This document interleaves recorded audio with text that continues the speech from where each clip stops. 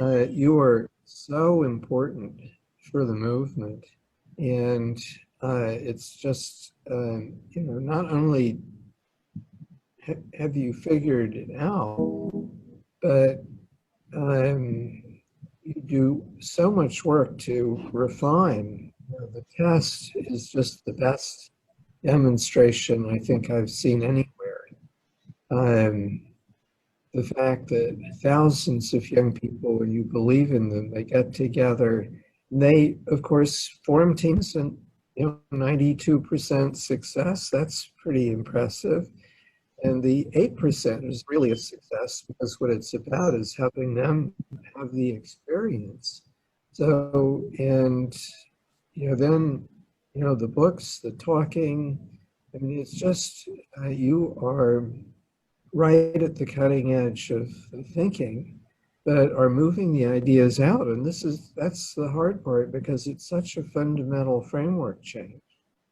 The idea that you have to be a change maker to be a success in a world defined by changing where everything is connected. So one change bumps everyone else, and everyone is bumping everyone else. And anyone who doesn't have this ability really is cooked. And you have figured out how to help lots and lots of young people have this, and how to get society to actually pay attention and understand. And so you really are a global pace setter, and getting more so all the time. So it's just really thrilling to be able to talk. We talk about you all the time, but being able to talk with you, now there is something special. Well, I really articulated it well. Um, any young person who doesn't have this set of abilities is really crippled, because it's just a fact that the rate of change and the degree and extent of interconnection have been going up exponentially for 3.25 centuries. And those facts have created a world where everything is changing faster and faster. And because it's more and more connected, every change bumps everything else. And so I think you found the way, which is very fundamental, simple. Recognize that people have not only the ability, but they want to be givers. They want to change the world for the better. What could possibly be more satisfying? And we know it correlates with health and longevity and happiness. And so that's what people want. They want to be able to express love and respect in action. And the bigger the action, the better. And your system builds right up to systems change from the beginning. And that everyone has the ability, I think, is really clear. And the Ashoka Fellows working with young people, there are about 1,300. And you are one of the most articulate, but 90+% put kids in charge. And this is such a powerful pattern, and it works with kids of every background, every continent,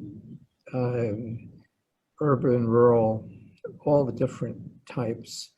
And again, you've demonstrated that with the kids from the universities on the one hand, but the kids also from the charity vocational schools, which is where you started demonstrating this. And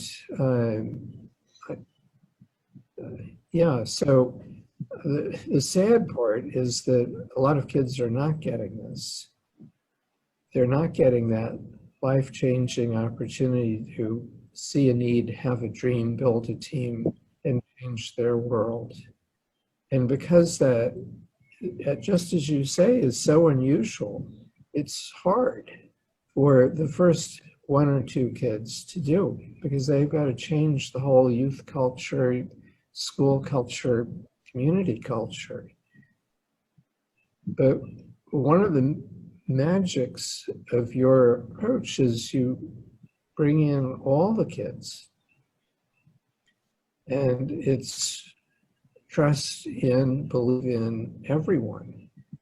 So you change the underlying dynamic for everyone. So it's how do we get the whole of this community to change to be an everyone a change maker culture where it is the norm, not a wildly difficult exception, and where everyone is helping everyone else get at this.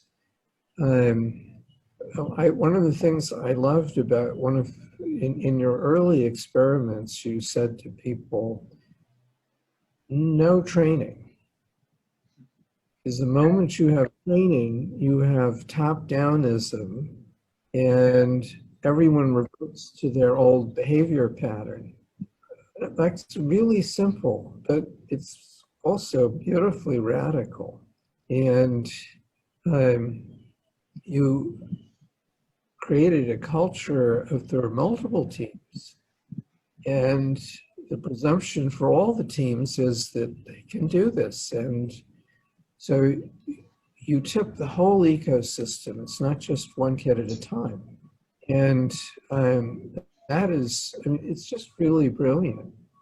It's coming at this historic moment where, first of all, this is the sad part, any kid who doesn't have the experience, your dream, your team, your changed world is crippled. They do not have the most fundamental ability that they have to. And the world has very little demand for people who don't have these skills. The demand for the types of work you were describing, the repetitive work, is going away really fast.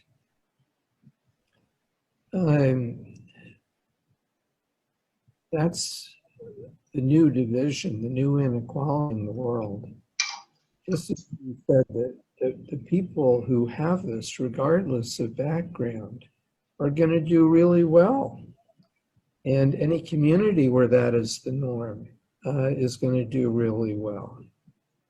If you have the redheaded people from Punjab, and they all get their kids to do this, the redheaded families from Punjab are going to be doing brilliantly.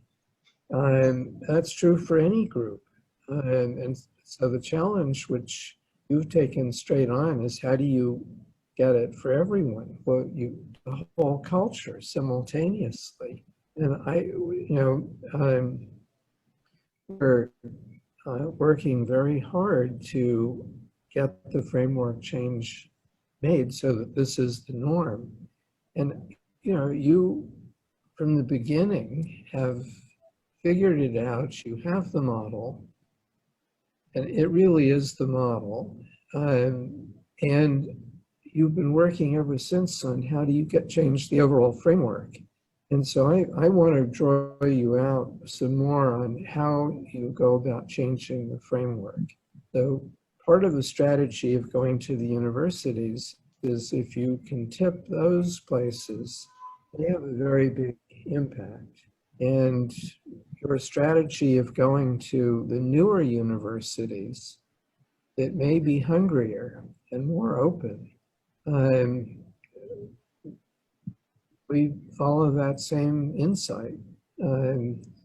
How do we find the universities, the first one or two, that are going to stand up and say, the new definition of success in growing up is, do you know that you are a change maker? Have you had that experience? Do you have those powers? That's a completely different set of criteria. Well, the first universities that go for that have a huge competitive advantage. They're able to draw the students. They're able to raise funds that were not possible a year before, because they are bringing to society what it needs. And they are, and just look at, they have the feeder high schools, staff, faculty, students, alumni, donors, and then all the communities that they seek to influence. You know, the economics department wants to influence anyone who is influential in economics, et cetera, et cetera. And so, you know, you've taken a hold of how can you change those institutions? That's a key lever. You've got your direct marketing through talking and the books and articles.